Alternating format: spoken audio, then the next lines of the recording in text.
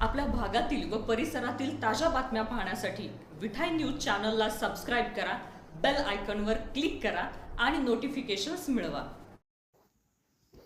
नमस्कार, विठाई न्यूजमध्ये आपल्या सर्वांचं स्वागत आहे. उजनी अपडेट 23 जुलै 2024 सायंकाळची स्थिती.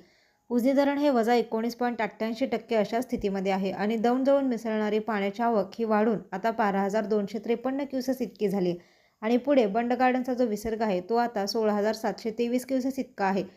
त्यामुळे उद्यापासून उजनीमध्ये येणारी पाण्याची आवक ही आणखीन वाढणारी आहे. ती 20,000 क्युसेसच्या पुढे असेल. याचबरोबर वडिवळे प्रकल्पातून 5,000 क्युसेसनं पाणी सोडण्यात येत आहे.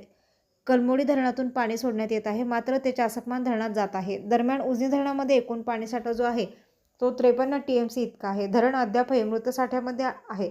उपयुक्त पाणी पातळीत 10.55 TMC इतक्या पाण्याची गरज आहे. दरम्यान उजनी जलाशयामध्ये येणारी जी दौंडची आवक आहे ती वाढत जाईल, कारण भीमा खोऱ्यामध्ये आणि घाटमाथ्यावर मोठ्या प्रमाणात पाऊस झालेला आहे आणि आजही भीमाशंकर असेल, खिरेश्वर असेल, खंडाळा असेल, याचबरोबर भीमा खोऱ्यातील अनेक ठिकाणी पाऊस मोठ्या प्रमाणात झालेला आहे. उजनीत येणारी पाण्याची आवक ही आता वाढत जाईल आणि लवकरच धरण उपयुक्त पाणी पातळीस भरण्यास सुरुवात होईल. मंगळवारी सकाळी 8 वाजल्यापासून सायंकाळपर्यंत अनेक धरणांवर चांगला पाऊस झालेला आहे.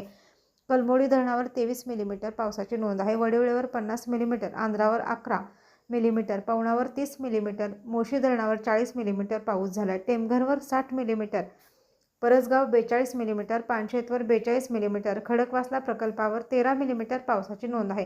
नीरा खोऱ्यात गुंजवणीवर 39, निरादेवधर 17 आणि भाटघर धरणावर 18 मिलीमीटर पाऊस नोंदला गेला आहे. हा पाऊस आज सकाळी मंगळवारी सकाळी 8 ते सायंकाळी 5 वाजेपर्यंतचा आहे.